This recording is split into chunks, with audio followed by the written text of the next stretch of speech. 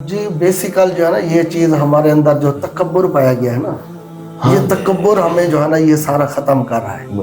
جس بندے کے پاس کوئی دنیا داری کے چار پیسے، کوئی شہرت تھوڑی جو کہ عہدہ سیٹ مل گئی، اس کو تکبر آ گیا، اس نے اپنے ماتحت کسی کو انسان ہی نہیں سمجھا، تو یہ تکبر ہی ختم کر رہا ہے۔ لیکن کہ ایثار کیسے آئے گا، یہ کیسے پیدا ہوگا، وہ تو ہمیں قرآن مجید حکم دے رہا ہے، وَيُؤْثِرُونَ عَلَىٰ أَنفُسِهِمْ وَلَوْ كَانَ بِهِمْ خَصَاصَةٌ، کہ وہ لوگ جو اپنی ضرورت پر دوسروں کو ترجیح دیتے ہیں کہ وہی لوگ کامیاب ہیں۔ وَمَن يُوقَ شُحَّ نَفْسِهِ، اللہ فَأُولَٰئِكَ هُمُ الْمُفْلِحُونَ، یہی لوگ کامیابی کو پانے والے ہیں۔ کیا بات ہے۔ تو ہمارے اندر سے تکبر ختم ہو جائے، غرور ختم ہو جائے، اور صحابہ کرام کی سیرت، جیسے مفتی صاحب نے فرمایا مواخات جو ہے صحابہ کرام ہجرت کر کے مدینے میں گئے تو انہوں نے یہ نہیں کہا کہ یہ غریب ہیں، کم تر ہیں، ہم تو امیر ہیں، ہمارے پاس اتنا ہے، ہم بڑے ہیں، نہیں، بلکہ وہ انصار صحابہ انہوں نے فرمایا کہ ہم سے یہ بڑے ہیں۔ یہ بلکہ میرے خیال ہے شیخ مفتی صلی اللہ علیہ وسلم، میں